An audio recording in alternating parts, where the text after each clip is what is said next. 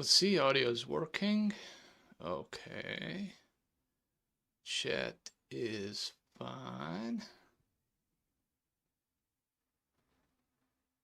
Okay, so my friend asking me when am I going to buy Path of Exile 2? Very soon, very soon. I had some trouble with my PayPal and stuff, so that's why I didn't buy it today, but I will buy it very soon. So let's keep going with the stream. So it's gonna be a new run, but now, today, we are going to do something completely different. We're going to play a map we never played before. It's called Broken Alliance. Of course, I'm kidding. We'll always play that map. Maybe I'll switch maps in the near future. Actually, this is what I'm gonna do. I'm gonna switch maps. Let me just start the game so the main menu music doesn't. Wait a second. It's not even. Yeah. Okay. So when am I going to change maps? When I win on impossible difficulty with my house rules. That's when I'm gonna do it. So until that happens, we keep playing Broken Alliance. So here we go.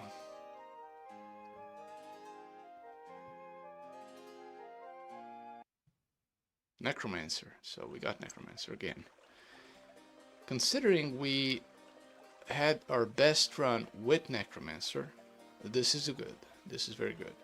So this time I'm gonna not rush it because in the beginning you have very little management to do, and that's when you kind of play faster, and that's when mistakes happen.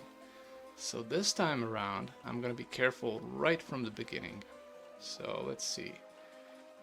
We are going to pick this gold as always. Now could I switch it up a little bit? Could I just go, but that wouldn't change anything, right? Instead of going first, no, I need the gold for the second hero anyway, so yeah, I'll do it as always. But maybe I could go this time, because always, what I do always is pick up these two piles, and then I go for this little campfire, and then I go for the chest, the treasure chest that is here, and then I usually already buy a second hero and then use him to get the sawmill, and then I go down on the beach, and then I pick everything on the beach from this side with that hero, and from the other side. Meanwhile, with the other hero I pick the ore mine, and then I go down and take care of everything on the beach from this side. Is this the best way to do it? Is this the best way to do it? I think so. I think so. Because what else would you do? You could just switch it up and go with this hero on the left, on the west side, starting out, and then you miss out on the gold, and then how are you going to buy the second hero? So no, this is the best way, I think. Okay. Oh, I could dismiss, yeah, of course, dismiss the zombies. Now maybe the best move would have been letting the zombies stay in the castle so I don't have to dismiss them. How about that?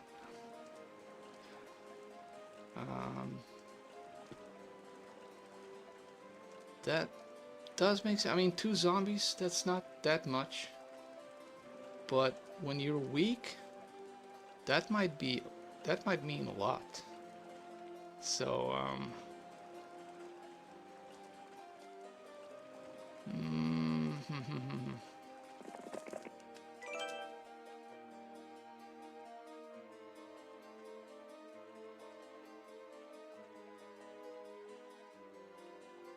no, I'm gonna dismiss them. They'll just be in the way. Okay.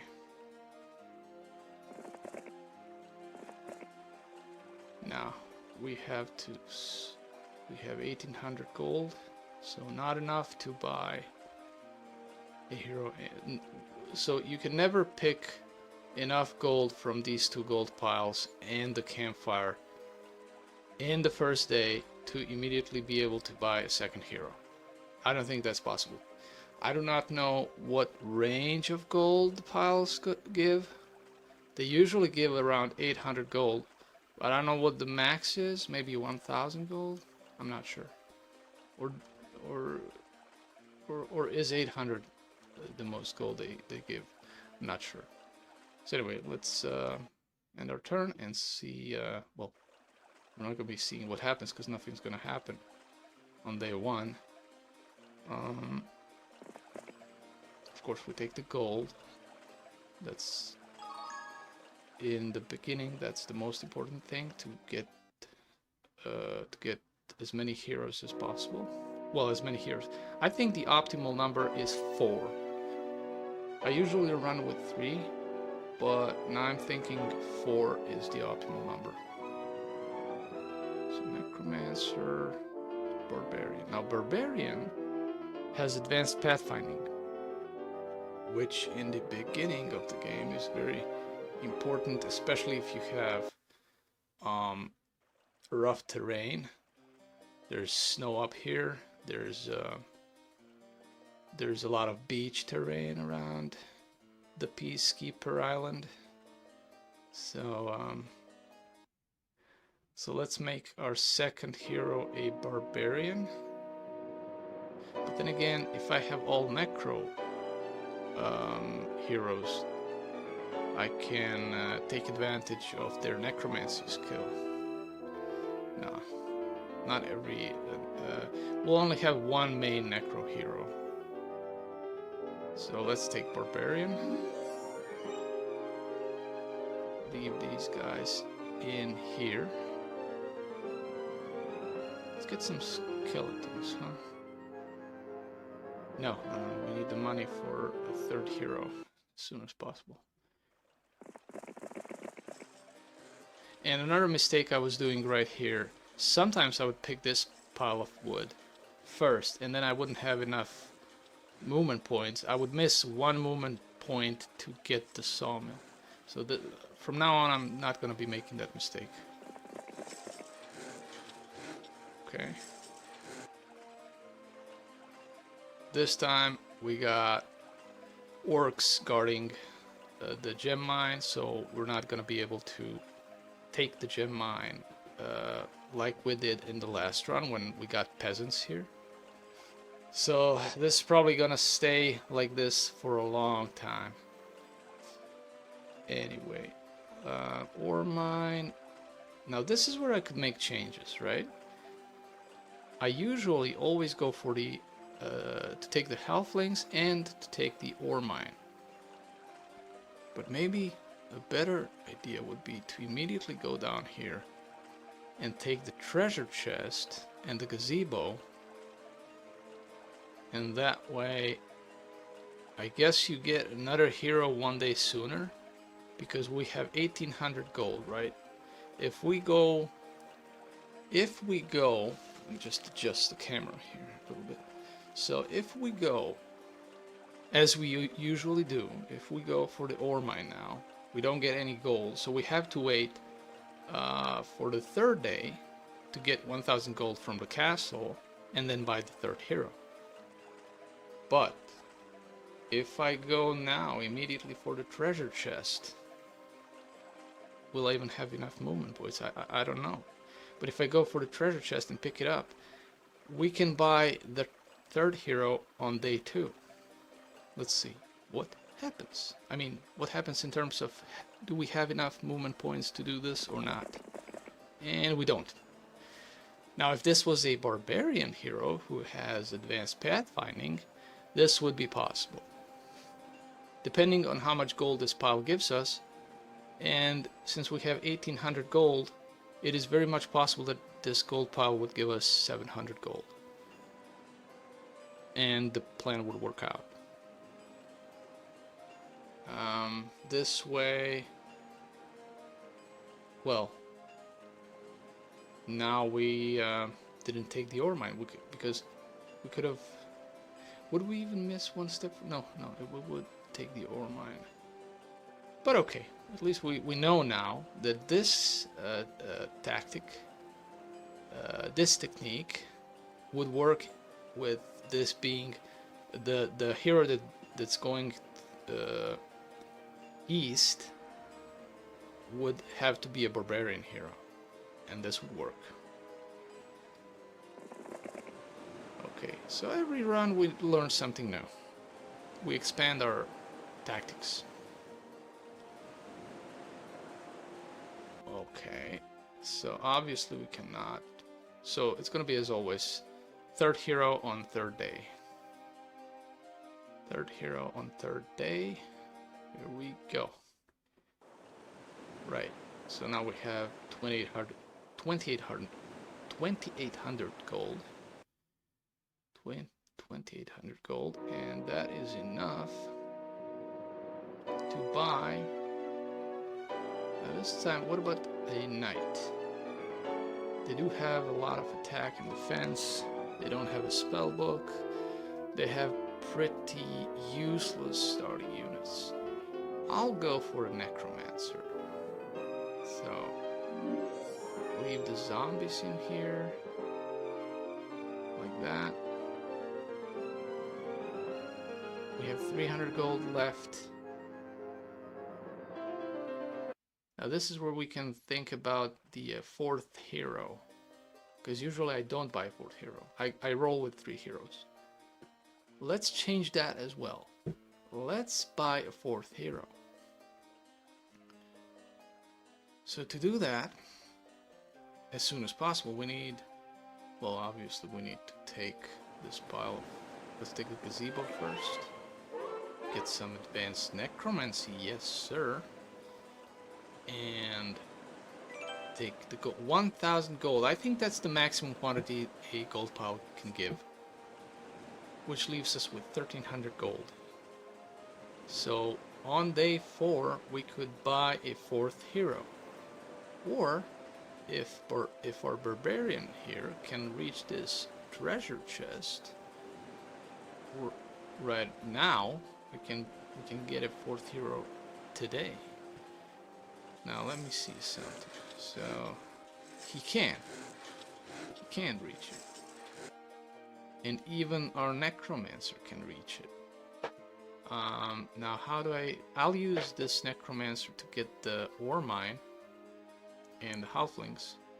Actually, the halflings are gonna slow us down a little bit because they are a slow unit.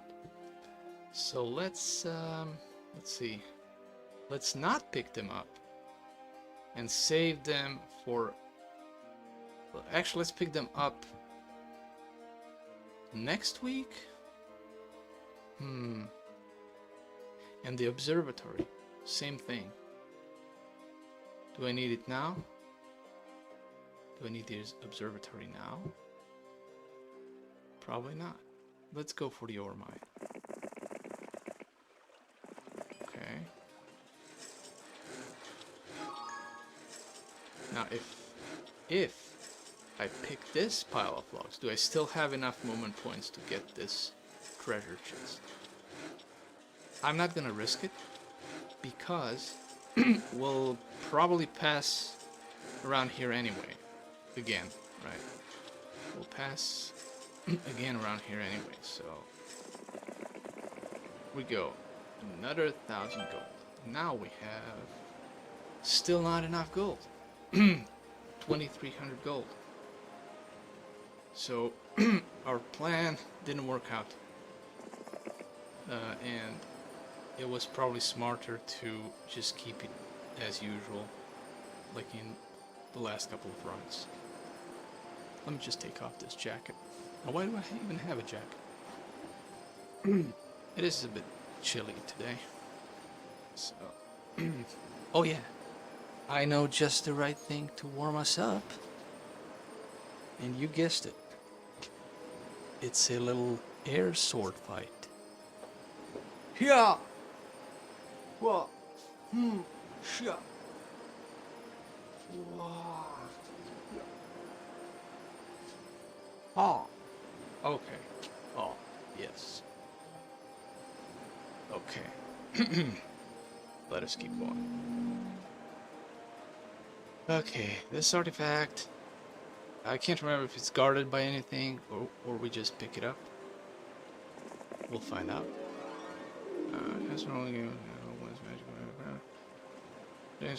Okay, that's free. We like stuff that is free. What does it do? The Pendant of Life makes all of the hero's troops immune to death spells. Pretty good.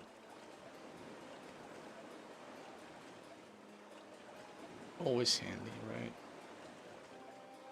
Witch Hut. Let's see what we get here. Eagle Eye.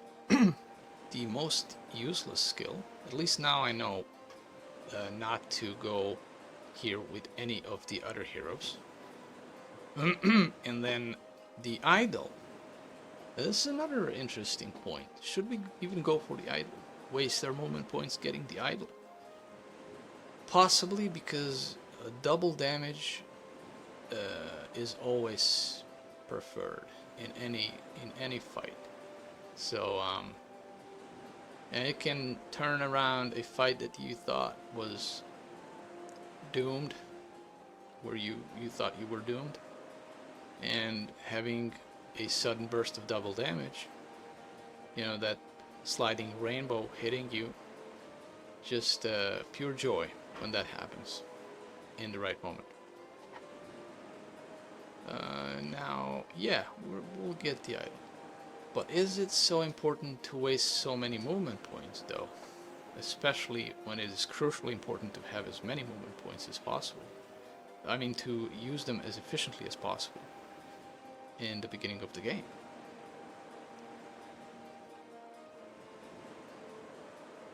Alright, let's just finish this turn. We have 2300 gold. It is day 3. We have 3 heroes. And we have not built anything in the castle yet. We will make sure this time not to miss out on building the well as we did last time, because it's cheap. It only costs 500 gold, and it increases unit production by 2 per week for every unit. So let's end our turn. Okay, now we have 3,300 gold. It is time to buy. As I said, we'll try this time with 4 starting heroes. Now, how smart or foolish is that? We'll find out,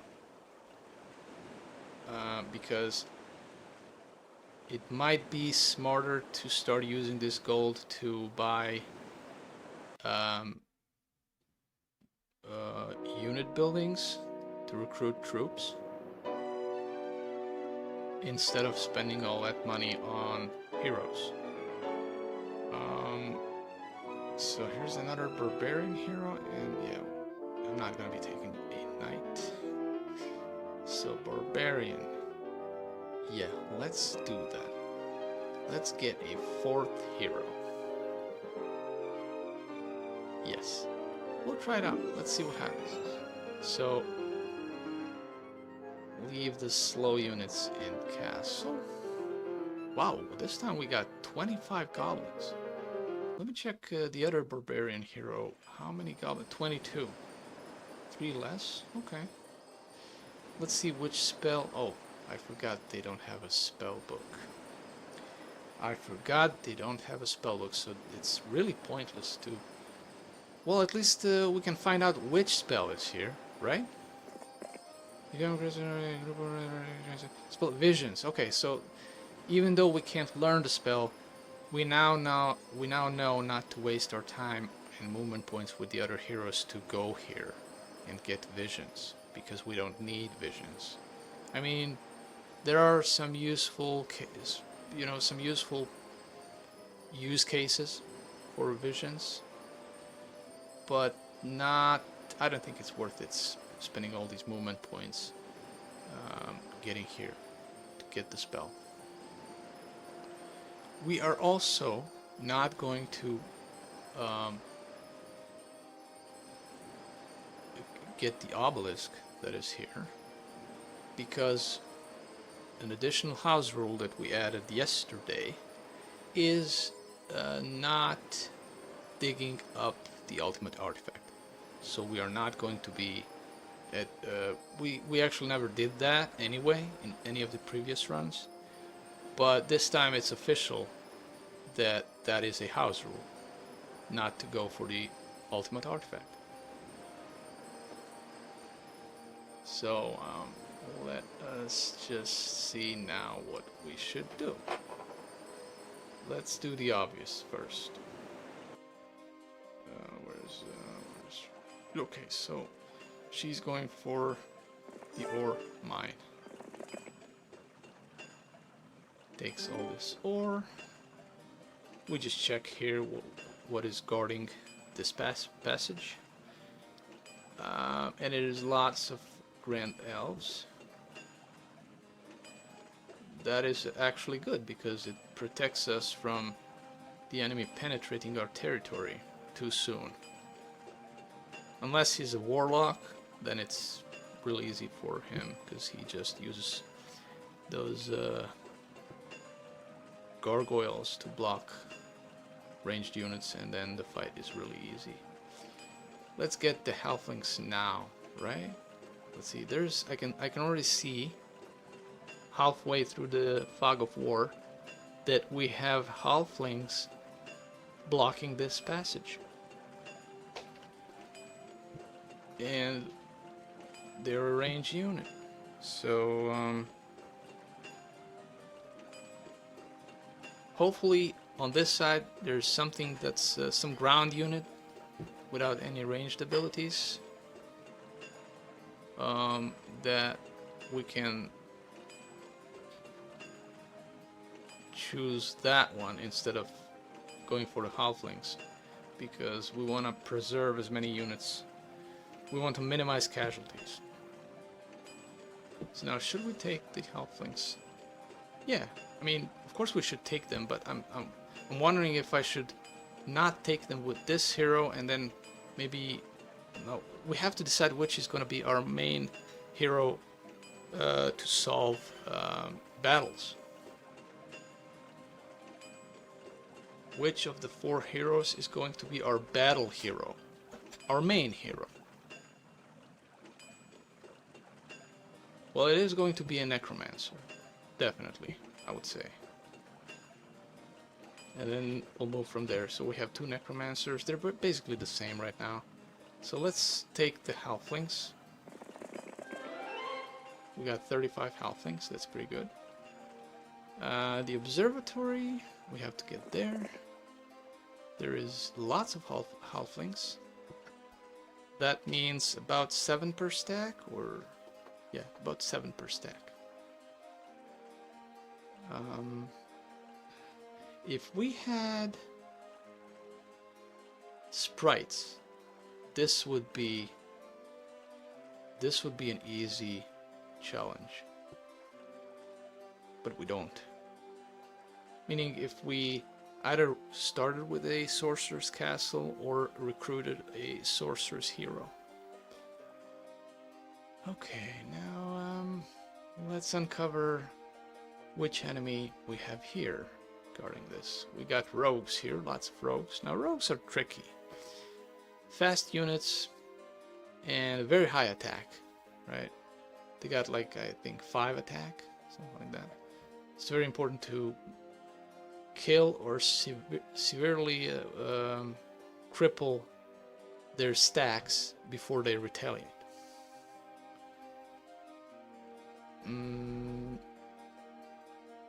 Okay.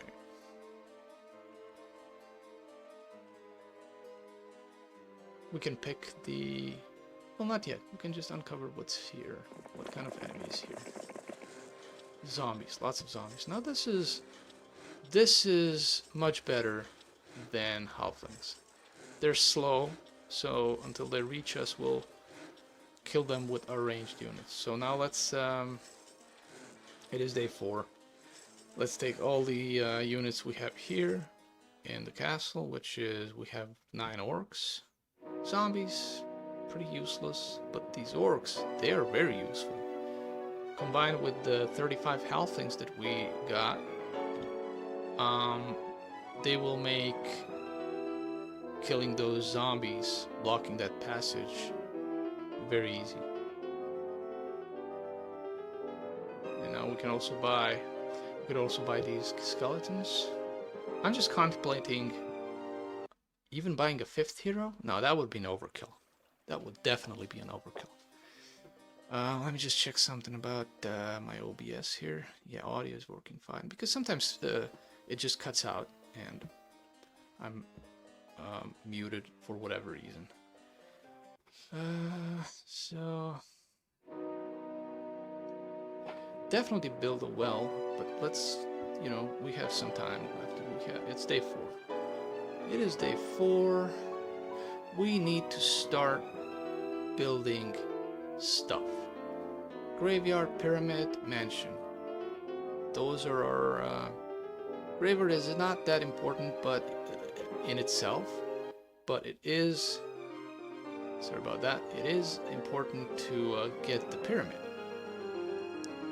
Sorry, not the pyramid. The pyramid excavation. No, it's not necessary for anything, right? It is. It's necessary for the mausoleum. See, for the mausoleum, you need a mage guild level 1 and a graveyard. So that's the reason why we need the graveyard.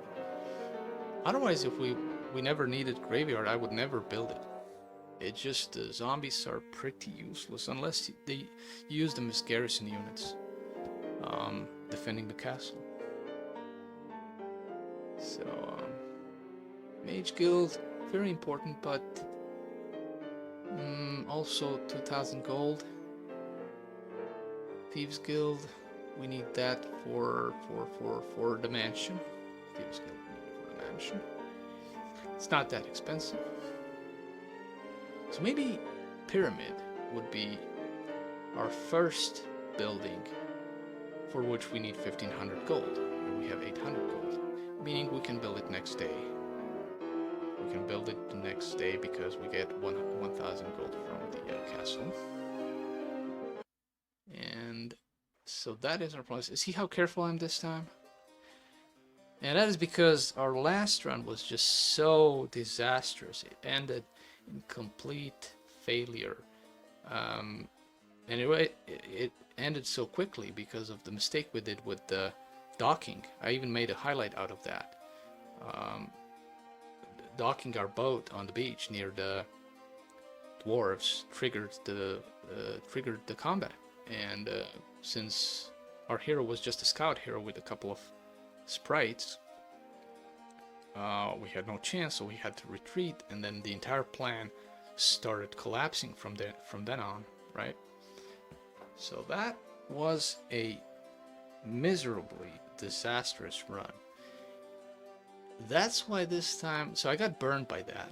So that's why this time we are very careful. Very careful. Right.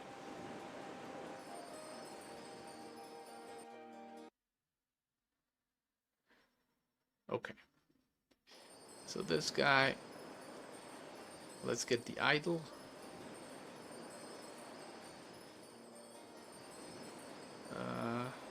What about this wood?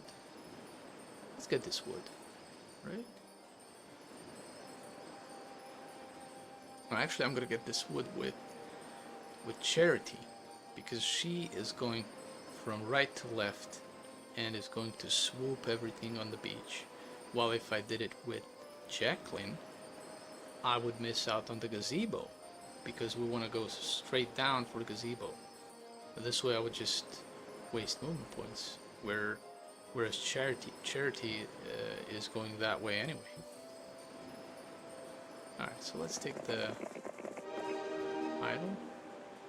Now let's take Charity and... wait a second, let's make some space. Well, actually, should she take the idol? Waste those precious movement points? Yeah, why not?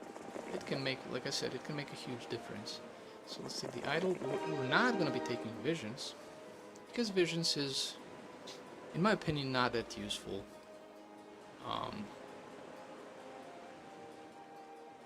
Maybe I'm wrong. but I think it's not that useful, especially since it's not it's on the beach. It's on terrain that takes a lot of movement points.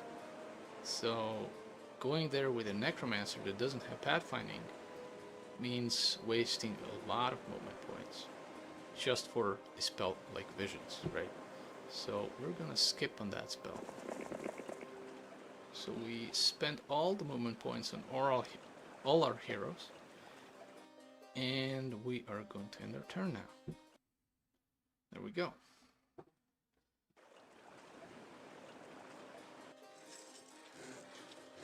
Now it is time to deal with these zombies.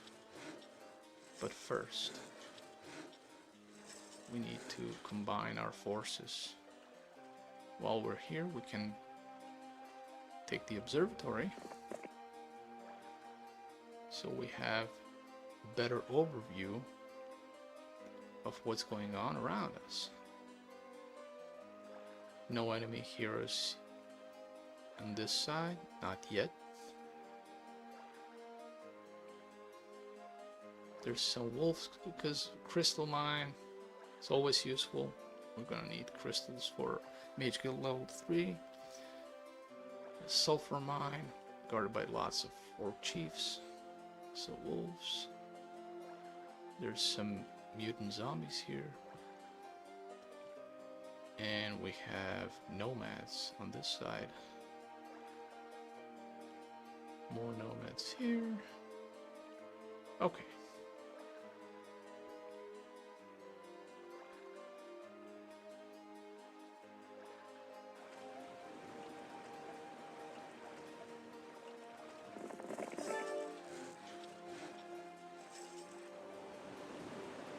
By the way, it's day 5.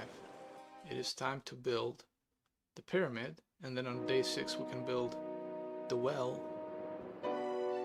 What about, how much is the pyramid? 1,000. Okay, so here's the plan. So today we spend on the pyramid, right? We're left with 300 gold. Unless we defeat these zombies today and take the gold from these chests. And I'm also contemplating changing the rules. Changing my tactics where I only take gold in the beginning from these chests. Maybe we should take some experience, or go that, pure math way, where if the chest gives you the option of choosing between 2,000 experience and 1,500 gold, you pick the experience. While if you get the choice of 1,000 experience and 500 gold, you pick sorry, it was 1,000 gold or 500 experience. It was the other way around. Anyway, in one case it is mathematically more efficient to pick experience, and the other is it's more efficient to pick gold. And then the one in the middle is just it's equally efficient to take whatever you need. So maybe we should do that. Maybe we should do that route. This is, by the way, our 8th or 7th. Wait, it is our 8th attempt. So I'm hoping for a win finally. I'm kind of tired of constantly being defeated, but it is extremely difficult with the house rules we have. So okay.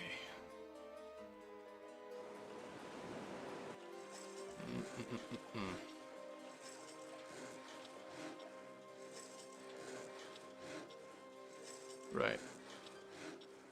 We need to combine armies. So let's see.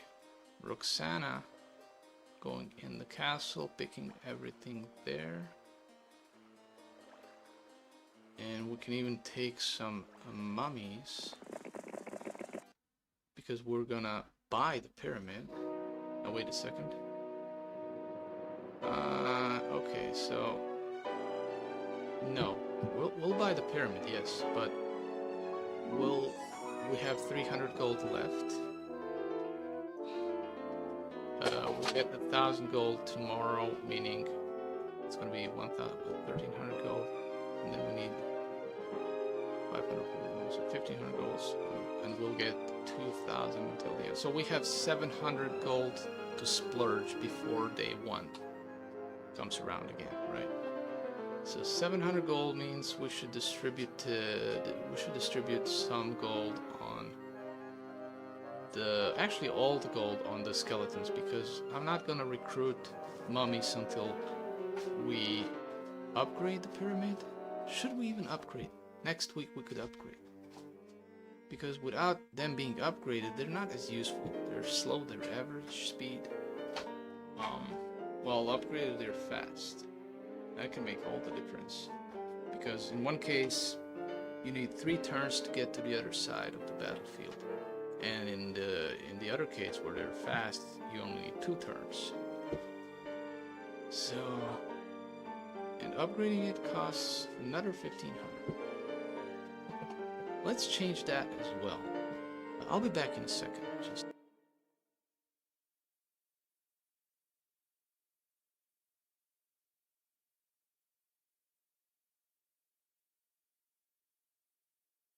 And I'm back. Just grabbed some water. It looks like a fancy cup, but it is just water in there.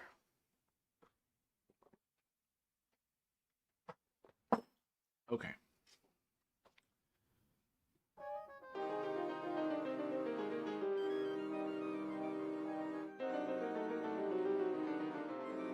And there's a sorcerers available with sprites. As I was mentioning earlier, how sprites are useful in the start of the game, dealing with ranged units, dealing with ranged guards.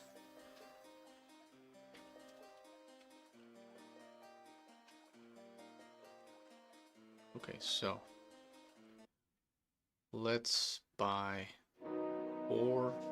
Well, 4 is the maximum number of skulls we can buy now. Let's take the orcs. We'll leave the zombies in here. And let's try and... which means we won't fight the zombies today on day 5, because we won't be able to come back for the army and then attack them. We won't have that many moment points. Okay. Or can we daisy chain, right? Take not enough movement points though, no. Because I wanted to get the reinforcements with charity, and then maybe come halfway here if we had enough, of course. Movement points we don't, but if we can, then take Jezebel and then do that distance, and then be able to come back and defeat the zombies on day 5. That's not gonna be happening. Another thing I just realized is which heroes managed to get the gazebo. Only one hero, right? Only Charity visited the gazebo, and now Jacqueline is gonna visit the gazebo. We'll skip on the witch hut, which gives us eagle eye, most useless skill in the game. We'll take archery, logistics. Interesting choice. Interesting choice. I would say logistics. Yes. Especially since this is not going to be our main combat hero. It's just going to be a scout hero. Now, that is done. It is day 5. So day 6. I'm already counting on picking up another batch of halflings next week, which is going to be around 5 to 7 halflings, because we picked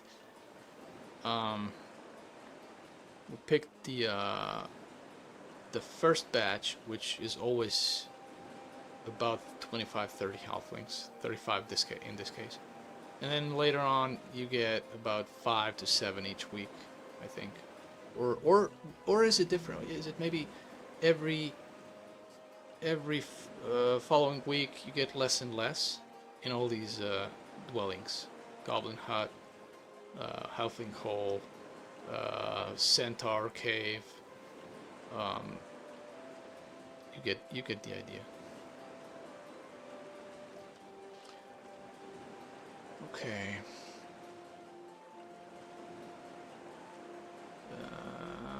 Jacqueline will do.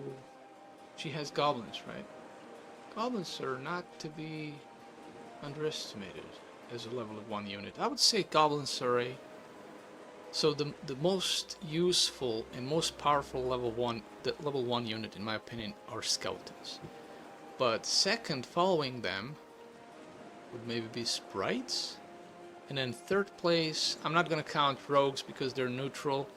They're a neutral faction, so you do not have a castle with which you can start and thereby own rogues in the beginning of the game. So third spot, maybe goblins? Oh wait, I forgot about the centaurs. Well, that could be, there could be a whole debate had about that. Which, this is the right place for that. Stream, Heroes of Might and Magic 2 stream is the right place to have such debates.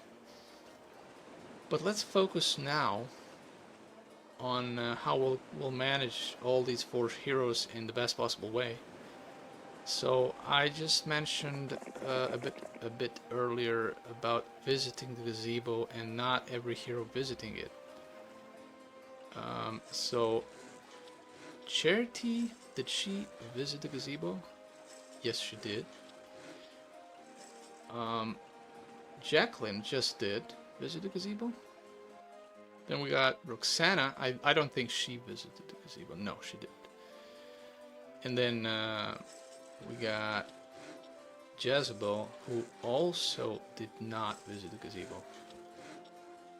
So definitely not gonna use them as our main heroes.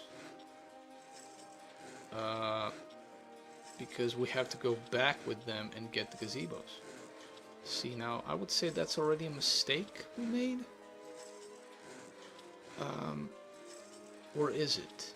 Not all our heroes need to be very powerful. Most of our heroes are just scout heroes, where they'll only have like one fast unit on them and then just be used as scouts. So we got, let's give the goblins that are on Jezebel to Roxana, because Roxana.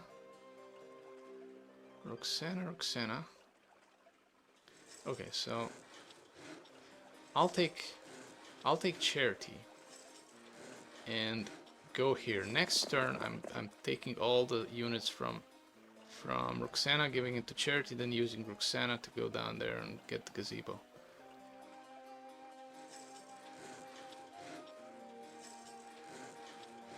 See, this is what I don't like about having a lot of heroes densely packed around the starting castle. It just gets very hard to manage all that.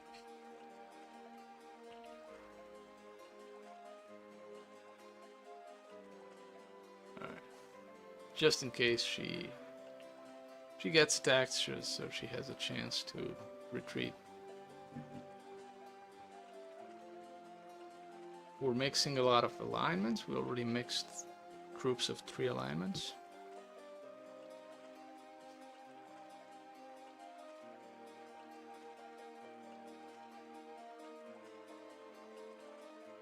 Okay, and their turn.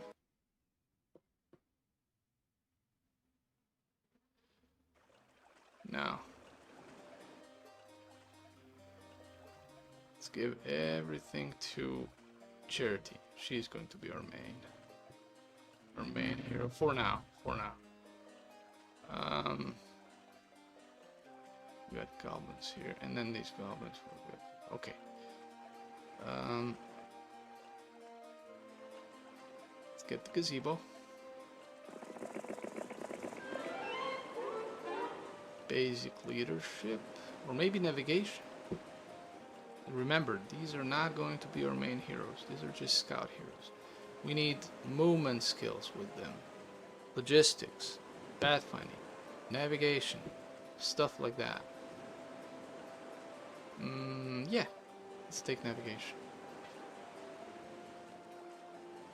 Now, let's give all of our... Wait a second. Let's also give all of these goblins to Roxana. Boom. Let's also spread out a couple of... Well, 3 is enough, I think. Just enough. Okay. And let's go back. Anyway, let's go back for the gazebo. No, wait. She has the gazebo. With Roxana has to go for the gazebo. No, wait. Wait a second.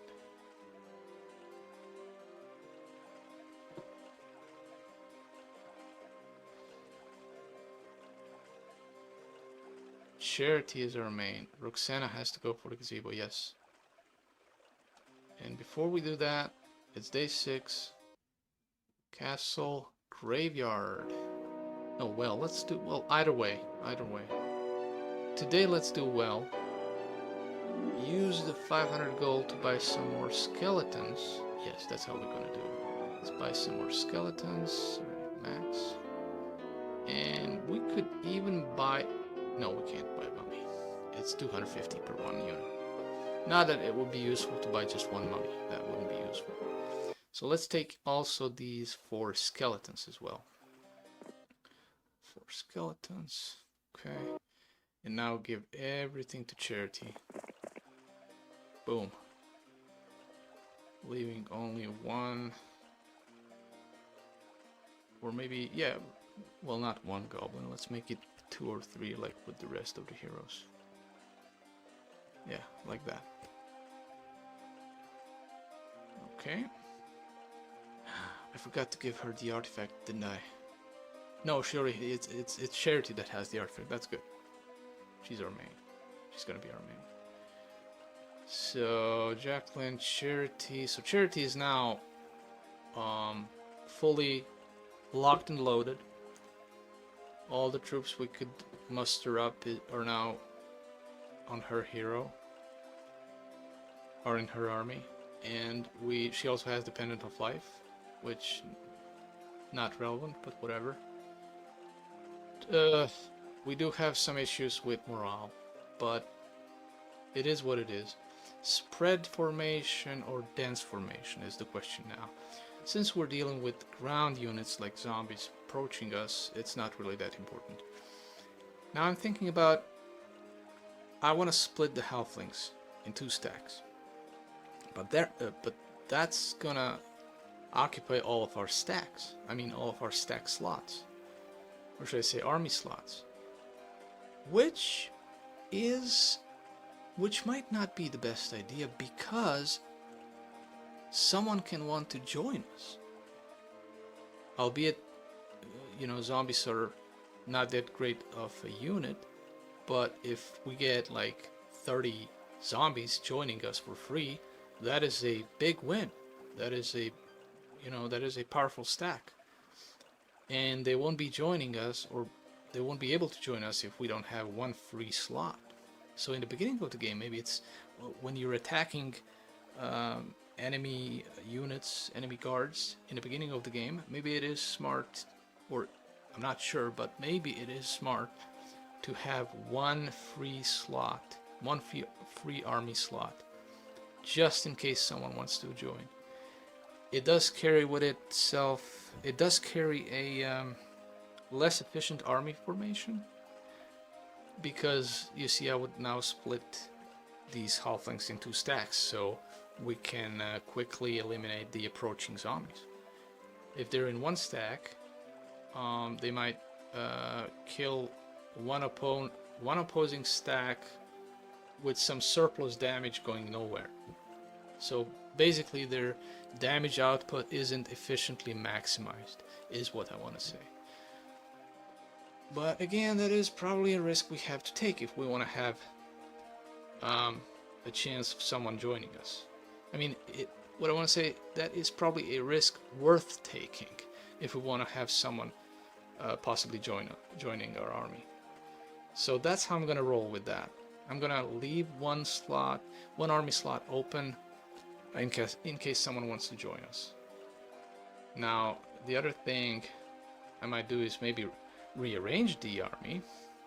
So let's see. Only units of the same speed are affected by the arrangement. So if we have two average speed units, like we have these skeletons and goblins, in this case, since they have the same speed, the unit that goes first will be the one that's on the leftmost side. So in this case, between these two units, the skeletons would go first. So if we wanted the goblins to go first, we would swap their spots, their positions. So since halflings are a slow unit and orcs are a very slow unit, there is no need to do that, or you can't even choose which one goes first, because a faster unit always goes before a slower unit. So we can even arrange them like this, and still the halflings would go first before the orcs. So this is how I'm going to leave this. Yeah, that's pretty good. Maybe if I put all the ranged units in one corner. I don't think that's necessary, right?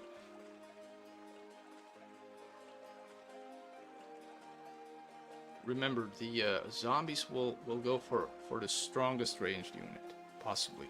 So putting that unit in the corner, they all group towards one corner. How useful is that? I'm not sure. Maybe it's better if they spread into two groups of 2 stacks, or 2 stacks on one side, 3 stacks on the other. So maybe even doing this would be beneficial.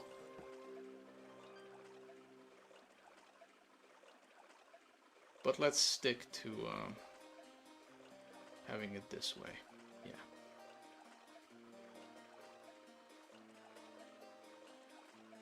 And maybe have the skeletons go. Nah. Let's leave it like this. Okay. We are ready to attack the zombies. So charity level 2. We're missing exactly. I mean, we can attack them already, even if we don't have all the movement points covering up until the enemy army. It's still gonna trigger combat, stepping just right in front of them. So we could take advantage of that and then wait until day 7, right? And get some more units on day 7 from the castle.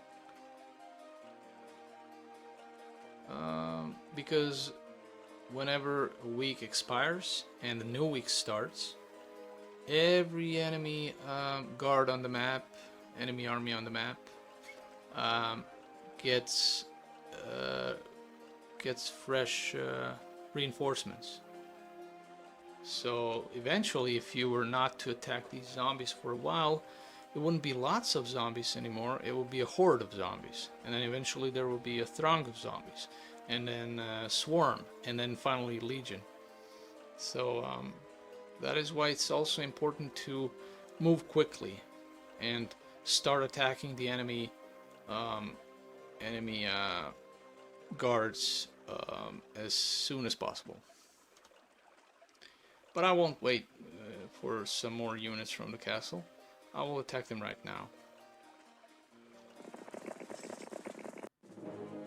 so we only have about 5 per stack, so this is actually not even going to be a challenge at all. We don't need to use any spells or anything like that. I'm just gonna move. Let's see. Well, yeah, there's absolutely no need to bother with that at all. Let's go on this side like that, maybe. Yeah. 2.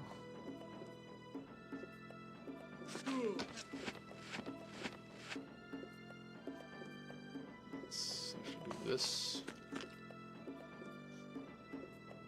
6. Oh, morale. You also have to be aware of morale. It can really mess you up, especially if it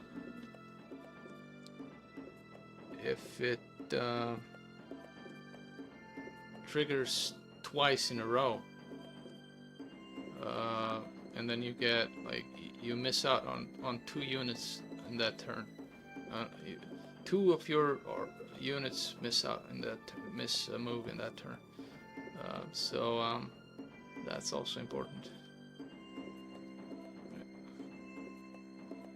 Go 3, 2, 5. Okay. Yes. This time, let's go for this one. We can already attack. Why not? Why not? And right there. No casualties. 300 experience. 4 skeletons thanks to necromancy. Thanks to necromancy. Yeah. Okay. Now. It is day 6. Okay, so let's focus now. It's going pretty good. It's going pretty smooth. What do we do with these heroes? One of the heroes has to wait in the castle to get some fresh units next week. Or just move immediately. Oh, wait a second. Which one had to go get the gazebo? It was Roxana. Yes, Roxana had to get the gazebo. So let's do that. And then Jezebel is fine. Jezebel does not need to get any... Sup, man?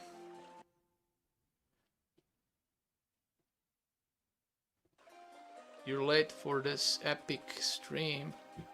This time we're starting really slow and careful, because of the epic failure that happened yesterday.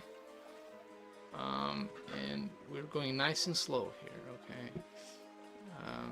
That's, by the way, another one of my friends tuning in just now. So, we got Charity taking out the zombies. That is done. Now, Jacqueline she already got this gazebo. She doesn't need to go down there. She will wait at the halfling hole for day 1.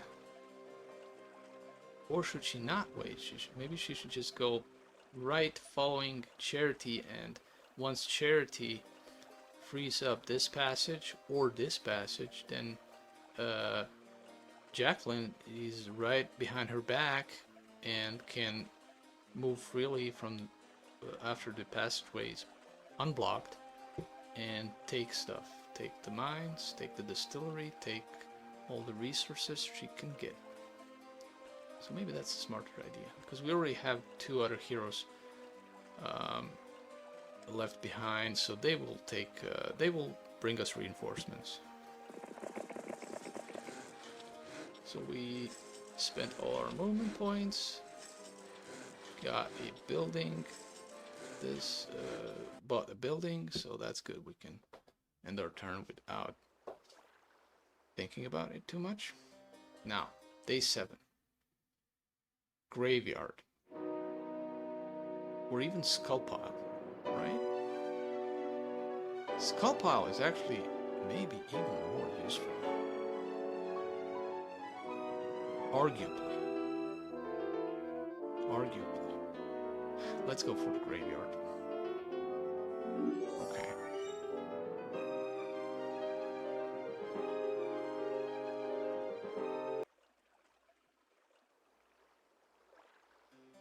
Now, treasure chest 1, treasure chest 2. We have 200 gold. Do we take gold in preparation of buying reinforcements next week?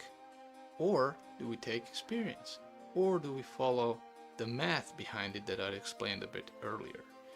Let's see. So we got, this is the one where math says take the gold. And that is exactly what I'm going to do. I'm going to take the gold.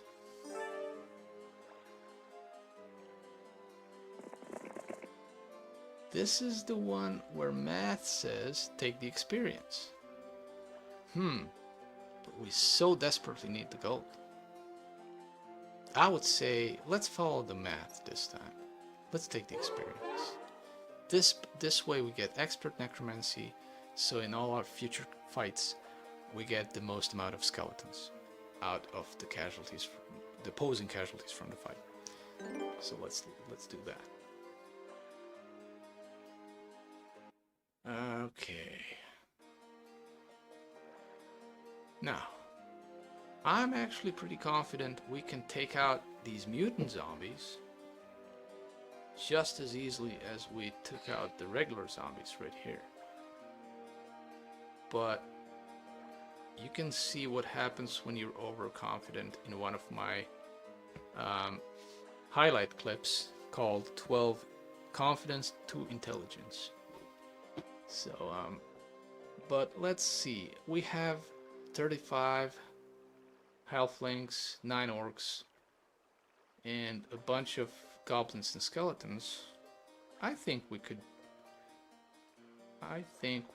deal with them without casualties, possibly. If they reach our halflings, that's very bad. We have to somehow guard our ranged units so they can't reach us. The zombies, I mean. Haste could be helpful. Haste could be helpful, but let's picture this in our mind.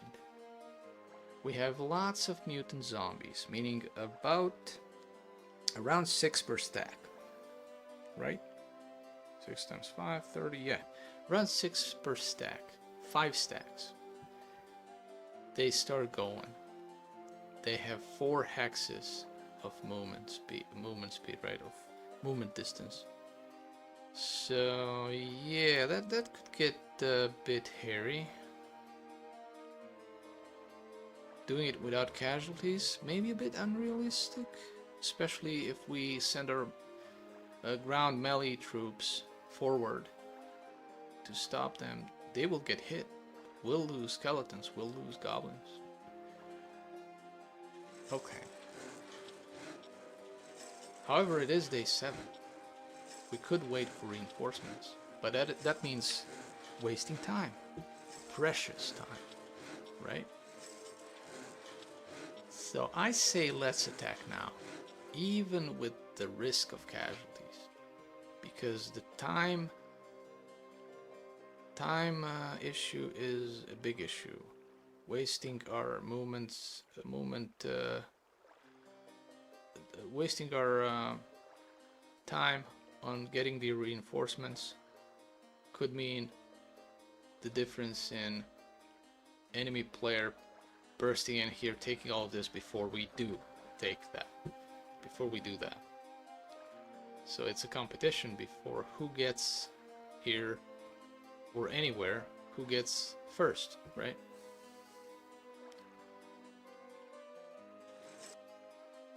But you can't get far if you have a lot of casualties. Should I split stack? Again, we need to keep 1 empty slot if they want to join us, which would be nice.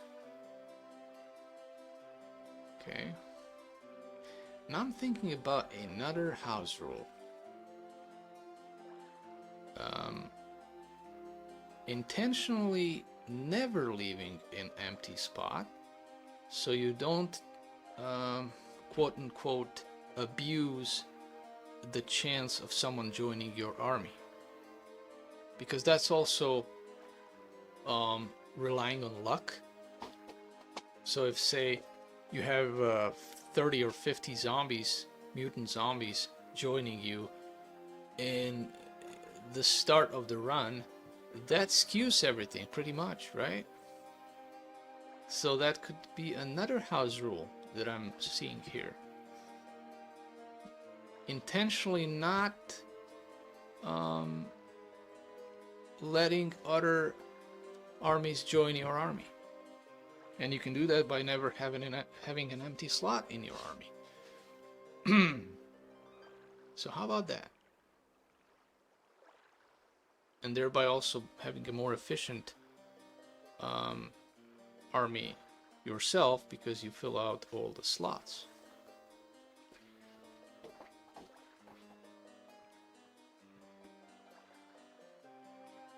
So, although in this case a stack of mutant zombies is pretty powerful, so splitting halflings will not maximize our damage output or efficiently distribute our damage output in this particular case, I would say.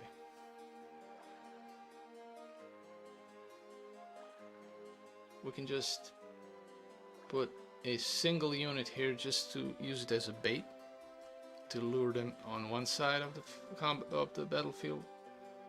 But with this AI in F-Heroes 2, it doesn't work that way anymore. Okie dokie. Let's deal with these guys first. So it is day 7. Let's go here for the new batch of halflings. And let's get the gazebo with Roxana. She gets either advanced wisdom or basic mysticism. She's gonna be our scout hero as well, so not really that important, although maybe taking advanced wisdom, or should I go with mysticism? Let's go with mysticism, right, whatever. And let's now hit up our castle for the fresh units.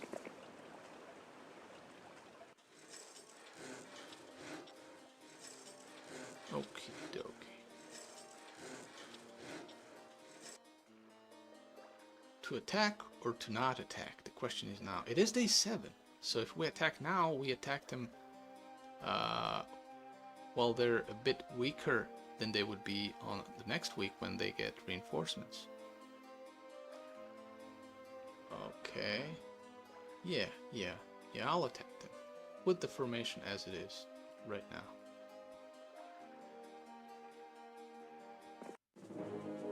Okay, we kind of got lucky because remember, lots can mean anywhere between 20 to 30, I think, or 50, 20 to 50. I'm not sure, I forgot.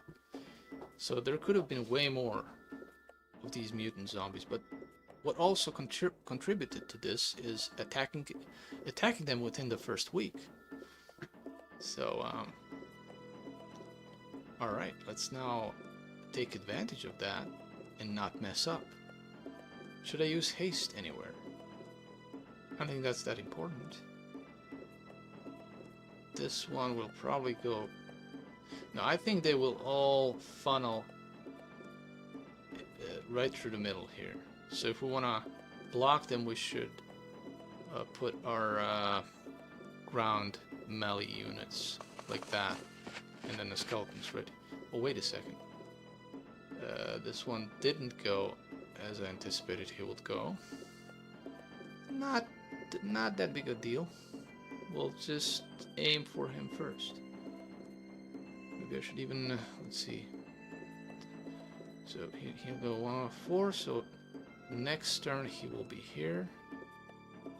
So I want to be able to reach him with either my goblins or my skeletons. So if I put my skeleton here, I'm still reaching him, and goblins can reach him as well. So let's do that. Okay. Now it is time to attack.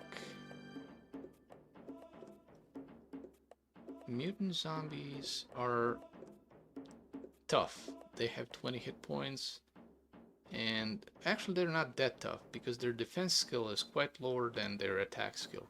But I always think of them as tough units. They always seem to be hard to kill, right? I'm talking about the mutant zombies compared to regular zombies, but I think they have the same amount of hit points. I think the regular zombies have 20 hit points as well. So it's just a speed difference. Regular zombies are very slow units, while mutant zombies are average speed units. So I'm thinking about killing, well, let's see, these guys are going to, this is the limit where they can get to next turn, right? Because they can move 4 hexes, right? 4 hexes. Now, the one thing that could mess us up is morale. We have awful morale, meaning if these 2 or 3 guys, undead don't have morale, so if if one of them or more of them miss out on their turn because of bad morale, that could you know, get really hairy. So let's hope that doesn't happen. So we need to keep these guys here, and then let's attack this guy, because keeping these guys here, they can deal with this threat.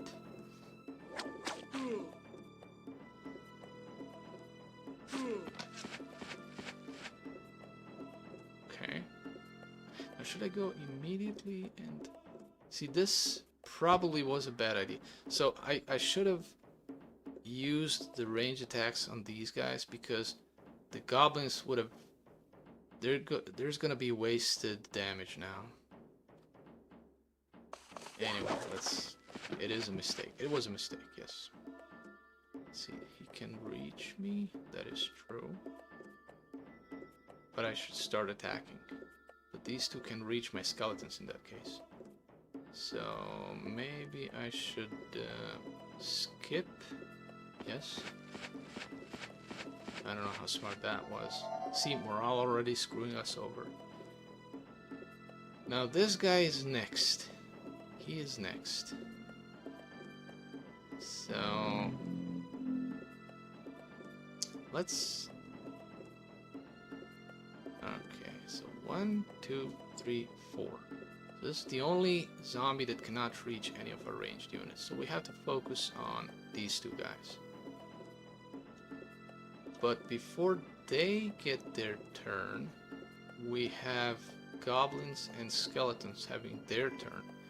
And I think, can they one hit each 1 stack? See, goblins are doing approximately, let's take the middle ground, so 1.5 damage per 40-ish goblins, meaning 60 damage at an attack skill of 4. 60 damage at an attack skill of 4. The zombies have 2 defense, so that is about 20% more damage on that 60 damage, meaning about 72 damage. 72 damage, that is 3.5 zombies. So they can, unless they're lucky and then get 2 damage, they can also be unlucky and get only 1 damage. So they certainly can kill the entire stack if they roll 2 damage. While it is not, there's no question about the skeletons though. They do amazing damage. They do 2 to 3 damage, meaning definitely 2.5 damage average. So you can do the math here. It is 17 and 5 attack, like about 100 damage. 100 damage exactly, 5 times 20 hit points, exactly 100 damage to kill 5 mutant zombies. So pretty confident one stack of 32 skeletons will kill an entire stack of 5 mutant zombies. So knowing all this now, hopefully we don't get a bad morale on the goblins, because we'll also use them to block this path.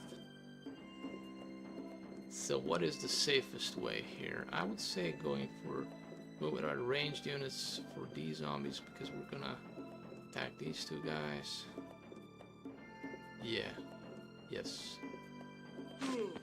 Oh. Right. Yeah, I don't know. I miscalculated. I thought the goblins and yeah. They were first. Now we got goblins and then these 5, I think. Wait, which one? If only it highlighted which of these 2 stacks is meant by this position in the initiative bar.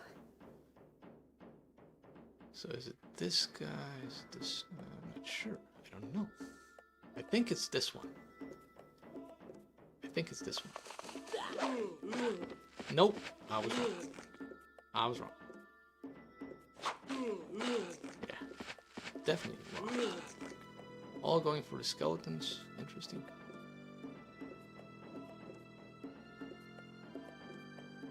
Right. Okay. One. Well, we have goblins coming up next, so we don't need any. We don't need to endure retaliation from. But retaliation from one zombie cannot take more than 10 hit points on our orcs, so why not? Okay. 10 skeletons. That is. We could have definitely done better. At least we have not had any ranged unit casualties. So let's just look at the silver lining here. Necromancy giving us 6 skeletons. We are going to take logistics. Movement distance per day is king. Nice. Okay, let's go for the gazebo, which is a no-brainer. Okay, no level up. And now we freed up the path for Jacqueline, which is our scout hero. She could go, since she's a scout hero, she doesn't need to concern herself with any spell shrines, although she could be useful to check which spell is there so we can know if our main hero should go there or not. Meanwhile, she could pick up all this stuff here. That's what we're gonna do. Okay, there we go. We spent all our movement points. It's day 7. Let me just check again. We built the graveyard, we built the pyramid, we built the well. Mansion, that is... It might have been useful to save money on one of those 4 heroes, recruit only 3 heroes, and then build the mansion in the first week to maximize our Vampire Lord output.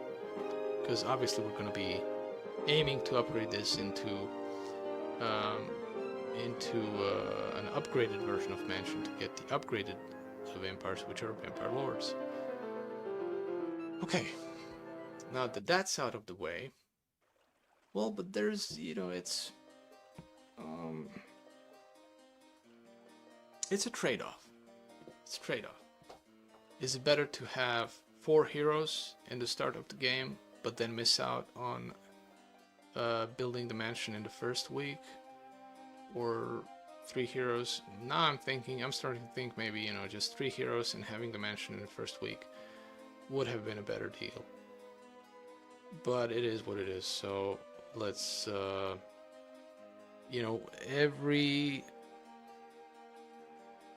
experience we have throughout the gameplay gives us more experience for the next run, and thereby we get better and better, and at some point hopefully we finally win this map with our house rules on impossible difficulty, which for me personally would be an amazing achievement. So okay, now Jezebel could now go first because now she has an open field to take stuff. However, since we already established that Charity is going to be our main hero, maybe we should pick the treasure chests with Charity in case they give us the higher end of the choice for experience versus gold, meaning 2,000 experience versus 1,500 gold. Because if I open the chest with Jezebel, it's pointless to take experience, and thus if we get the better deal for the experience, it's kind of wasted. It's only good if she gets the other end of the deal, where taking gold is better. So with her, I'll just go for the alchemist lab, take the mercury, and then leave the treasure chest for Charity. But then again, I'm thinking if Charity goes down for the treasure chest, that is quite a bit of movement distance per day lost, whereas it could have been used to go north, because our goal is to cover as much territory as possible in the shortest amount of time. So going north, we have this teleport right here that can lead us to it can take us to the Peacekeeper Island, where we can pick all these additional resources and take the gold mine, which is right here, which gives us another 1,000 gold per day. And the sooner we pick that mine, the more gold we the less gold we missed out on. But to be safe on this island, we need 3 heroes. Actually, about 2 or 3 runs ago, I concluded that 2 heroes is enough to control the teleports, because you can have 2 teleports blocked, and keep an eye on around on the visible part of the map, that is where the fog of war is uncovered, on the receiving end of the teleport, and then if someone's coming close, you then move from one teleport to the other and block that teleport. But that only works if you don't have enemy heroes incoming on all 3 teleports. Because that happens, you definitely need 3 heroes to block all 3 teleports. But in a pinch, you can do it with 2 heroes. You can just have 2 heroes be blocking any of the 3 portals, and then as per need, move one of them to a portal that is compromised, where you see an enemy hero approaching that portal, and then using 2 heroes to kind of block off portals that you need to block off. Okay, so now that I explained that, let's figure out if we use Charity to get this treasure chest, waste a couple of quite a bit of movement points instead of just going straight north with her. I think I will do the rational thing, which is go straight north with her, because there's always a chance that this treasure chest gives us the other end of the deal, where it's better to take the gold anyway, in which case Jacqueline will take care of that. So yeah, let's do that.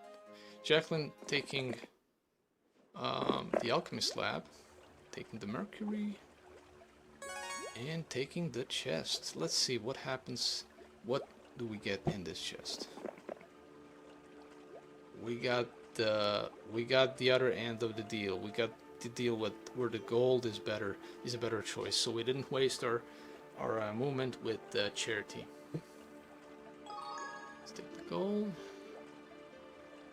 Fountain, again, not necessary for our scout hero, who is not a combat-oriented hero, just an exploration hero, so not waste our movement points on idols, fountains, shrines, and things like that. Actually, we could check what's in the shrine, in case there is a good spell like lightning, so then we can go back with our main hero and pick it up.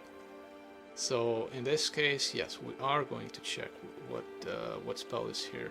Even though Jacqueline does not have a spell book, she cannot learn whatever spell is there, but she's only going to check which spell is there for our main hero, for our main combat hero. Okay. Shrine of First Circle. Again, I'm not gonna waste movement points. Well, now I'm thinking about one other thing here. No, she will go north on this side. However, I just remembered that this pile of crystals you can pick it up without triggering the combat with the guards of the crystal mine. So you can get to this side through this shrine by stepping on this shrine, and then that once you step on this shrine, you're allowed to pass right here. I think, I'm not sure though. I'll have to test it with one of these two heroes coming right after Charity. I mean, not right after Charity, but coming through last. So we got Jezebel. Sorry, that wasn't Jezebel. I was calling Jacqueline Jezebel. This is Jacqueline. This is Jezebel. Okay. And this is Roxana. So now let's pick reinforcement units from the castle with one of them. Now who is that going to be? Is it going to be Jezebel? Or is it going to be Roxana? Jezebel has advanced pathfinding because she's a barbarian hero. So she would be better equipped to move through rough terrain, especially snow, to get the reinforcements quicker to our main hero, Charity. Now I'm also thinking right now, is Charity strong enough to take out these wolves and then take the crystal mine completely? Because we'll need crystals obviously for the Mage Guild level 2, and as far as I remember, do you need crystals to upgrade the mansion? You need a bunch of resources to upgrade the mansion to get the Vampire Lords. I think you need sulfur and crystals and possibly even mercury. Mercury we got solved. Well, not completely, because we'll spend some on the Mage Guild level 2 as well as in the upgrading the mansion. So TLDR is we need all the resources we can get. Mines and resource piles, everything. It's just a matter of maximizing our efficiency with our army, having the least amount of casualties, solving conflicts or solving fights with the least amount of casualties. And we can only achieve that by being very careful and estimating correctly our army strength compared to the enemy army strength. So that is the crucial point. So I would say, remember, time is money. We should probably move north on the right side, pick the windmill, pick the doctor's hut, pick the campfire, pick the magic garden here, get through the teleport and get to the Peacekeeper Island and take the gold mine as soon as possible. going with Charity to take out these wolves, and it is a lot of wolves, and they're very fast units. Even if we win the fight, we have great casualties and we lose a lot of movement points. We lose a lot of time because now we definitely cannot go against lots of orc chiefs, and they're not only blocking this mine but also this entire passage. So we would have to, even if we take out the wolves, we again have to go back all the way to continue going for the Peacekeeper Island. So in this particular case,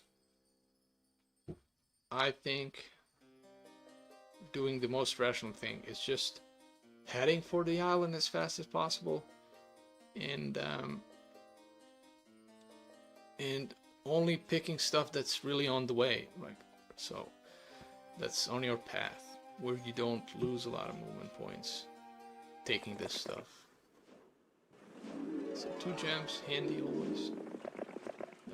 Note, okay. Another problem is Charity does not have pathfinding, so this distance will be a bit rough on her. But since we'll only be passing just to get to the teleport, well, we'll pick the crystals. We should also pick the... But we'll have Jacqueline coming in right behind our back. So she'll deal with that. She has advanced pathfinding. Alright. Alright. Let's take the halflings now, because it is day 1. We have a couple of them hiding in here now, and we have 8 hiding. That's good, because I remember, I think last time it was 7 on week 2, so it is a random number between possibly 6 and 8 or something like that. There's that. Now, let's take the fresh army. It is day 1, okay. Upgrading the pyramids would be a waste of money, possibly. Should I take, let's see, what else should I do? I should only take these 10 mummies and 10 skeletons and disregard the zombies. Wait a second, how much is it to upgrade the graveyard? So at least 1,000, okay. But that'll leave us with 2,200 gold, which is not even enough to get all the mummies. We want to maximize here, okay? So 10 mummies, 2,500 gold, leaving us with 700, and 750 for 10 skeletons. So I think the most rational thing to do here is to simply not upgrade anything right now and take what we can get and just move on.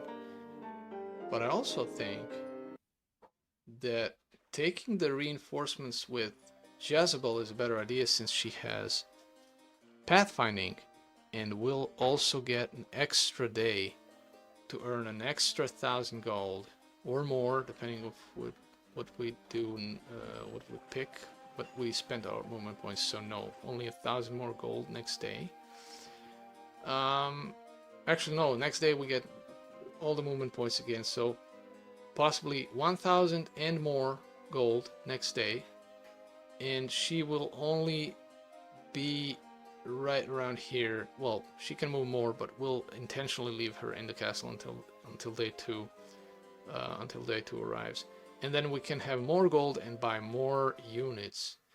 But that leaves us with a question mark. Should we do that? Because buying more units than what we can buy now means buying zombies. They're slow unless we upgrade them. So maybe we should upgrade them, spend that 1,000, and then the next day we get that back, plus even some more. And then we can buy the mummies, buy the skeletons, but then we wouldn't have enough money for the mutant zombies, would we? So this is again an interesting thing to talk about, to think about, since again, we want to be, this round we definitely want to be super careful. I got burned so hard with the last run and so demotivated that this time I'm taking it super slow and super careful. Okay. Now before we continue, I have to close my... I call this shades, window shades, however, I don't know. Anyway. Okay.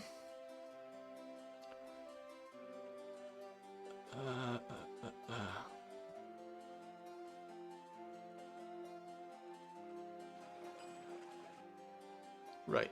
So she's gonna be Roxana, just with her goblins leaving the castle. Just a pure scout hero. Well, they're all scout heroes, although, albeit some of them will now act as delivery heroes, reinforcement delivery heroes. And that is now going to be Jazbel. So Jazbel, coming back to the castle. Now we'll start our move. We'll leave her in the castle, even though she has some a couple of movement points left. I think just one. So she starts with, and we'll leave one unit that is, what is the fastest unit we own? Average speed, that is goblins, so no need to complicate here. But usually you would leave only one fastest unit to start the next day with that unit, then fill up the rest of the units, and then you have at least a little bit more movement for that one turn. Okay, so upgrade pyramid, upgrade. Yeah. Well, let's end our turn here. She's now in the castle. Everyone else spent their movement points. We have not built anything. Okay, we'll build, yeah, upgrade the graveyard. That's what we're gonna do. Let's upgrade the graveyard as per the plan that we had. And now end our turn. And now it is of crucial importance to get some gold, more gold than we got 1,000 gold from the castle, but now we should get some more gold from the campfire, and maybe, yeah, we won't be reaching, she doesn't have advanced pathfinding, so we won't be reaching the magic garden that can give us an additional 500 gold, unless it gives us gems. Because we need all the gold we can get to buy now as many troops as we can. Now let's go Doctor's Hut, +1 knowledge.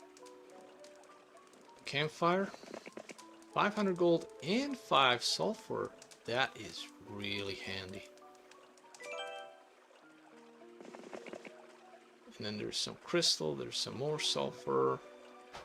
Now the question is, should I, because she doesn't have pathfinding, so should I waste all my movement points or go straight for the gold mine through a teleport? We will go straight for the gold mine and then pick all of this stuff up with Jacqueline or any other hero that comes along after Charity. So we got Jacqueline here waiting for orders. Fountain not needed for her. She's just a scout hero, so let's not waste our movement on that. Now, Shrine of the Second Circle, she does not even have a spellbook, but we need to find out which spell is in this shrine. Because if it's a good spell, then we have Charity, which can go back later on once she takes the mine on the Peacekeeper Island, and then go back and get the spell if it is lightning or some worthy spell. So let's find out. And it is Dragon Slayer, as we can see here. It is Dragon Slayer, which is at this point in the game and will be for a while a useless spell for us until we meet with tier 6 enemy units and that kind of thing. Taking this castle, that's something we will do later possibly.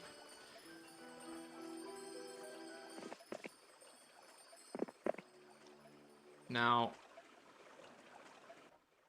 is the time to deliver. So how much gold do we have? We got 500 from the campfire. Okay, 3,700 gold. We'll be able to buy, as we said, the mummies and skeletons, and then maybe a couple of mutant zombies, maybe a couple of them. Maybe even... Now this is a good question here. Should we even buy the mummies instead of the mutant zombies? I hate the mutant zombies. I mean, I hate the zombie units in general. I kind of find it a very... especially when they're slow, when they're not upgraded, a useless unit, except for garrisoning purposes. But once it's upgraded and the speed is average, it kind of becomes semi-useful. Not, you know. They cost 200 gold per unit, while the mummies cost 250. The mummies have 25 hit points and 3 to 4 damage, attack and defense both 6. While the mutant zombies have 20 hit points, 2 to 3 damage, and attack 5, but defense only 2. So mummies are much more resilient. For only 50 more gold, but I'm using the word only carefully here, because we can get more zombies. We can just get more of them for the same price. Okay, how much does it cost to upgrade the non-upgraded zombies into upgraded zombies? 100 per zombie. So that is not efficient, I would say. For those 200 gold, you can get 2 skeletons and have 50 gold left over. So let's just get all the skeletons and let's get all the mummies, and then use whatever's left over to get some zombies. Now I could upgrade. Now upgrading these 2 zombies would cost us 200, as opposed to get a fresh mutant zombie for 200 per piece. Interesting.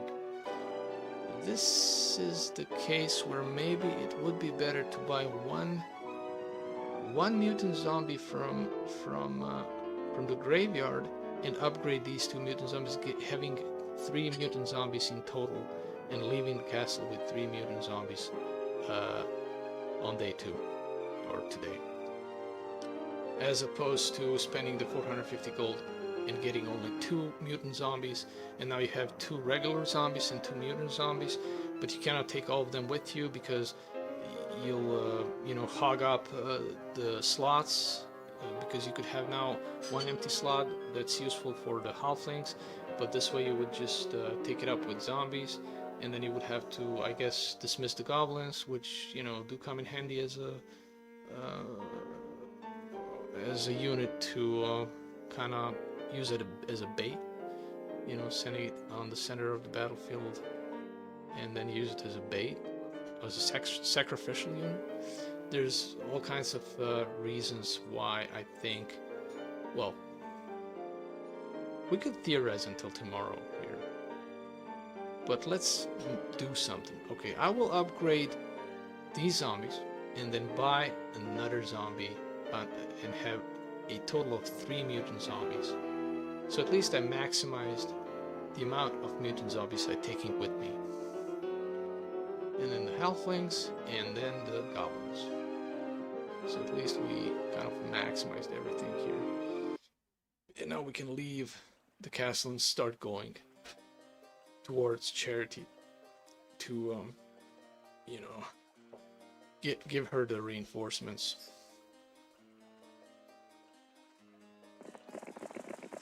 There we go. Roxana is just...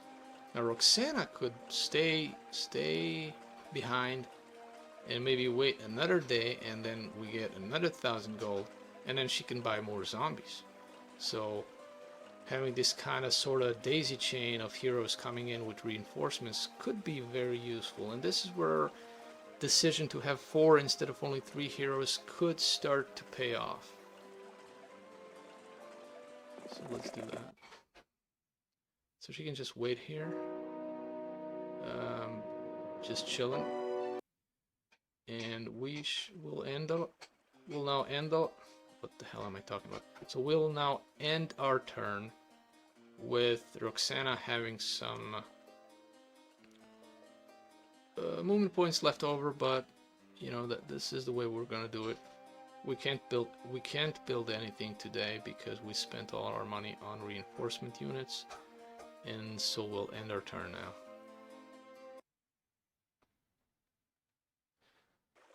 Okay, so nothing interesting happened. Enemy not nowhere to be seen. Enemy heroes nowhere to be seen.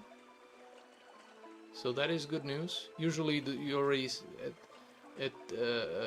starting on week 2 you can already see them, you know, coming in somewhere, you know, approaching our castle or territory, but this time around I don't see any of them, except some of them peeked out and took these mines here, sawmill ore mine, but otherwise we're not seeing them, so that is good news.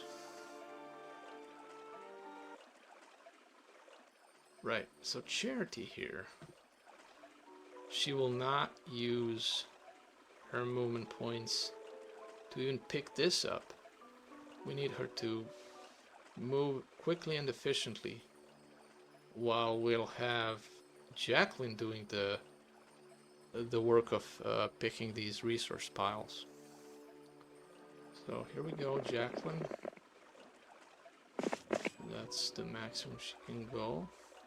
Okay, so now this is interesting. I want to go straight for the teleport, but in this case, since this is right next to the teleport, and it could give us a lot of experience if we get the experience end of the deal in this treasure chest, this could be beneficial for Charity. How much does she even need to level up? Only a couple of hundred experience, but then that will spill over, and then we might even get up to level 6 if we get 1500. I'm not sure about the math here, but no experience will be wasted if we get so we just got that deal, which is great. So 1500 experience, and 1300 of that 1250 will be spilled over, and that is almost enough to level up one more time. So let's of course take this. So advanced wisdom in this case. Remember, this is our main combat hero. She doesn't need movement related skills, only power related skills, as in spell power and you know, might power. So learn wisdom. Okay, it didn't trigger another level up because, as you can see, yeah, 6,000 experience for level 5. So, but we're only missing now 250-ish, but a bit more than 250 experience, which is a very tiny amount. And we'll get that even with a battle against just, well, not peasants. Peasants usually battle against like lots of peasants or something like that. It gives you maybe 100 experience. So, but any other battle with a normal level 2 or level 1 stack of army of units, level 1 or 2 units, will give us at least 200-300 experience. So that will be enough to level up to level 6. Now another thing I noticed is, so she's now level 5, and she exclusively, well, not exclusively, but mostly got spell power from the level ups, which is good. That is great. It would be great if we had some any damage inducing spells. It does also affect the duration of spells, so 5 turns, 5, 5 spell power, meaning 5 turn duration. But we only have haste, which is the spell the Necro comes with originally. So going back for the Mage Guild and all that, that would be a huge waste of movement points. But we, at some point, will have to come back. Maybe even not. We'll see where the game takes us. So let's go through the teleport. Here we go. And straight for, well, since we can't get it this turn, we don't need to necessarily go straight for the mine. Maybe go for the crystal pile, or crystal pile, and then get to the gold mine. What is the most efficient circle around here? I guess starting from the gold mine and then going downwards and like this from right and up. Or gold mine and then this way. But it all depends which of these resources you need first for your castle buildings. And I think crystal, let's see, gems we already have 7, crystal we have 0, so I would even start with crystal. But let's go for the mine and then crystal. But I'm tempted to go mine and then magic garden, mercury, gems, magic garden, and then crystal. Would we even have enough movement points to get the crystals on day 4? Get the crystals and the gold mine. That would probably be the best move. So either way, we have to move here. So let's do that. Okay, so this might have been a no, not a mistake. There's no enemy hero chasing us because staying here to end the turn here would block this teleport and thereby prevent any enemy hero attacking us, but that's not happening. There's no enemy heroes in sight. And I don't think there's anyone approaching, or maybe there is. They have to deal with the rogues first. But if someone is approaching and take out the rogues, then they'll just... then Jacqueline is in trouble. Anyway. Now, Roxana, my dear lady. We have 1,000 gold. And then we have Jezebel. Okay, let's use the 1,000 gold to buy whatever we can, a couple of mutant zombies basically, and then get them to Jezebel before Jezebel starts moving. So let's do that. That seems like a rational thing to do. We can only get 5 mutant zombies. Yeah. Well, what day is it? Day 3. 5 mutant zombies, better than none, right? 5 mutant zombies. Get them in here. And now Roxana is daisy chaining. There we go. 5 mutant zombies. We can even give... I was thinking about giving 1 more goblin to her. Leave us with 2 goblins. But now let's leave it at 3. Okay, so now does Jezebel pick all of these hero power boosting structures, since she's only a scout hero, and wasting movement on these structures slows down the delivery of reinforcements? That's another question that is interesting to ponder on. And since things can change around quite quickly in this game, as in the hero you thought was your main battle hero to solve conflicts becomes your secondary hero, and then some other hero becomes your main hero, and then you feel sorry for not picking these structures that could have made that hero even more powerful. So let's not do that mistake, and let's pick these structures. So I will pick the gazebo and continue north, while Roxana here, I will use her to get this pile of crystal behind this wolf's back, because it doesn't trigger the combat. We'll get there through this Shrine of the First Circle. So, there we go. Now, gazebo, gazebo, gazebo.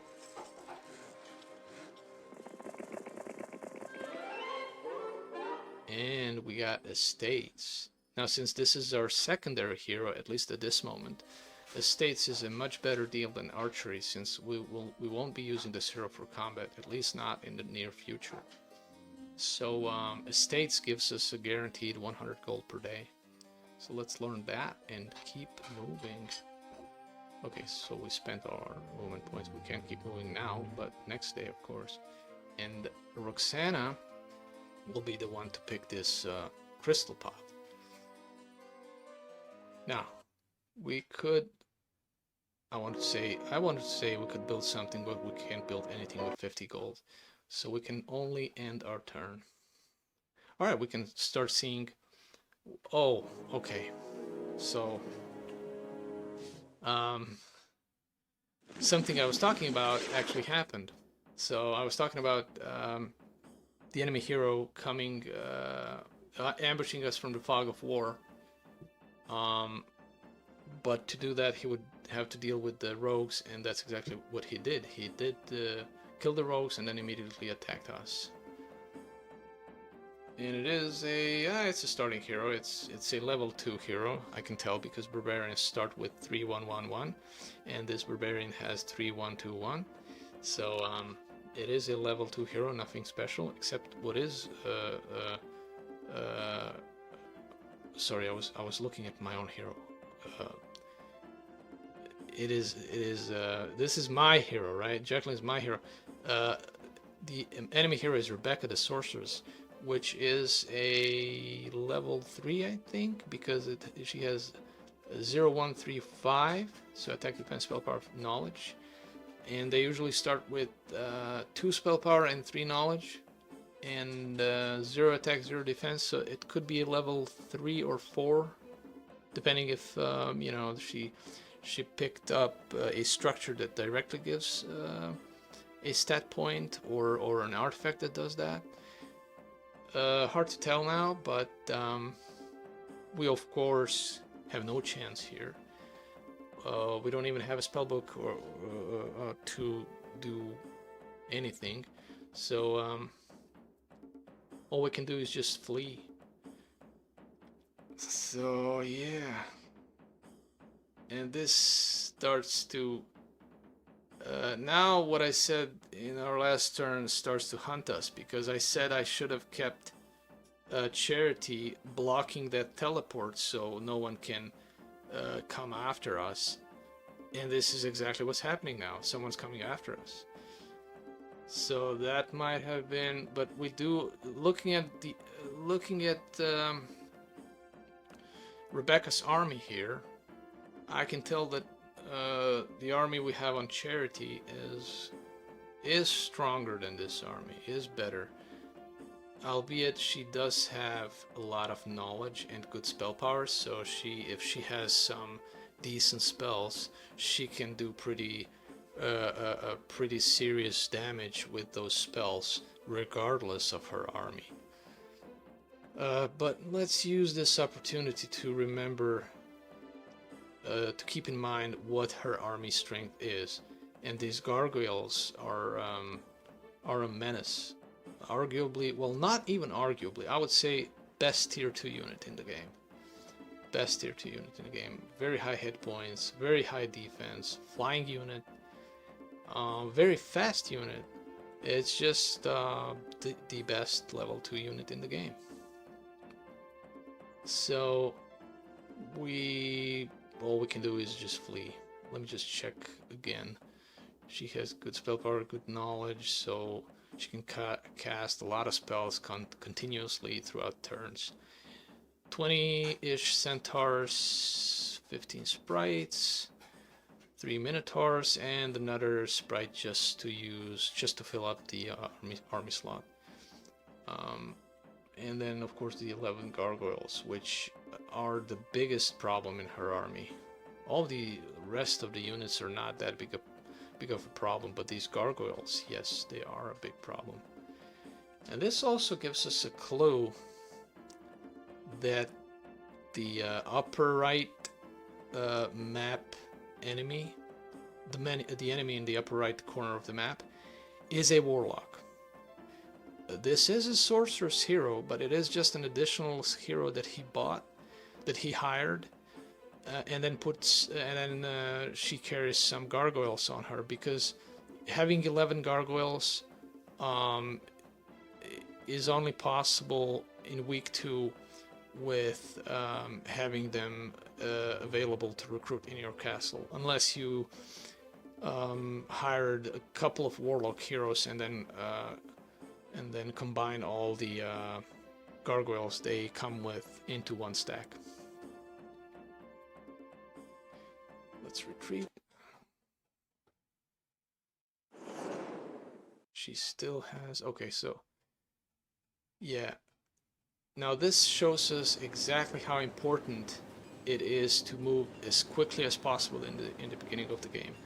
If we were here one day earlier, we would have picked the crystal pile, and we would have picked the sulfur pile, and we would have picked the magic garden, and then entered the teleport and still managed to pick the gold mine. Because we were one day late, they intercepted us. They didn't intercept our main hero, but they intercepted our scout hero following our main hero. And that in turn caused us to lose on all these resources, to miss out on all these resources. Now I'm thinking, let's check the... Almar is just another scout hero. He has just a couple of dwarfs on him. So Rebecca might be... I wouldn't say the main hero from Yellow Player. I wouldn't say she is Yellow Player's main hero, because she doesn't have that good of an army. But then it is only week 2, so she might be. Not sure. So this... Now it gets a bit hairy. Because now we know that they will follow us, and we have to deal with that. One thing I'm not going to do is rehire our Jacqueline, our lost hero, that we fled with, because of the money issue. First of all, we don't even have enough money to rehire her, and if we did have enough money to rehire her, we need that money for reinforcements, for buying additional troops. So she's lost forever. I'm not going to rehire her. Three heroes is enough. But again, this could be a turning point in this run that decides the outcome of this run, and in a bad way, of course.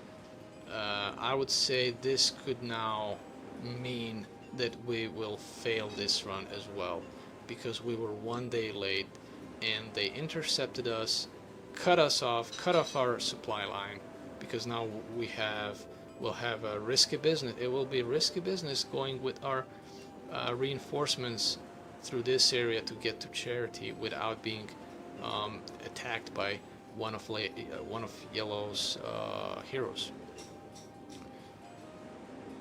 So there's a multitude of negative consequences because of this one day that we got, because of this one missed day, as in one day being late to get to this part of the map. One day is all the difference it made. And now let's also remember that it was day 4 on week 2 that this has happened. So clearing this up to day 3 of week 2 is the limit. Now, it's not necessarily always the same. In some runs, they could come through maybe on week 3. But in some other runs, maybe in the beginning of week 2, maybe on day 1 or 2, they could already penetrate into this area. So, so I would say being faster than we were in this run is necessary. We were not fast enough. That is the conclusion here.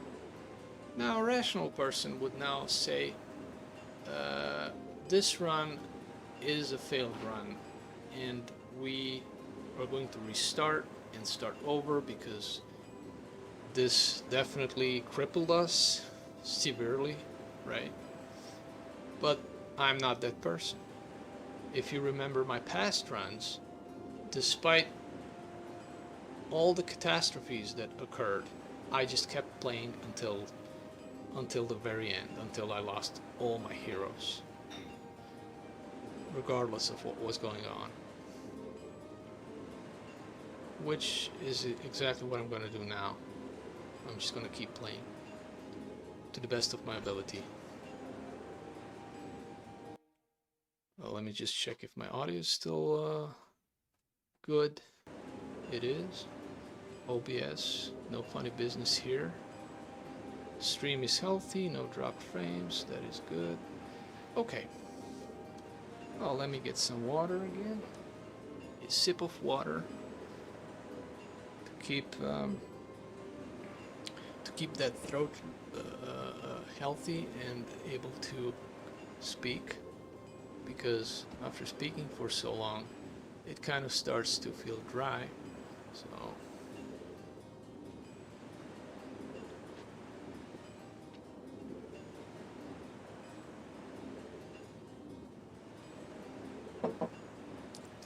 oh, one more thing. Let's do another little to boost our motivation a little bit, because this event that occurred right now kind of lowered you know, my enthusiasm for this run. But nothing a little air sword fight can't fix. Yeah. Yeah. What? Yeah. What? Whoosh.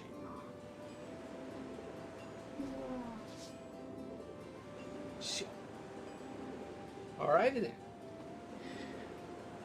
Now, we have 3 heroes, 1 castle. What do we do next? It's day 4. We lost a hero. Our supply line got cut off. We got intercepted. We lost resources. What is our next step? What is our next move?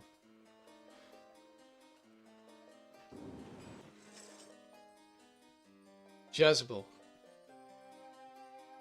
cannot or will have difficulty delivering reinforcements, and she will now have to fight herself, be involved in a battle herself, instead of just being a piggyback for reinforcements to Charity. So Jezebel now needs to use this army to possibly take out Almar and even Rebecca. Now, taking out Rebecca, who has 11 gargoyles, could be tricky with just 10 mummies, 10 skeletons, 8 mutant zombies, and 8 halflings. And I'm not even going to count the 3 goblins, which are just a meme in this army. So, taking out Almar is realistic though. But we will immediately get attacked by Rebecca. Now,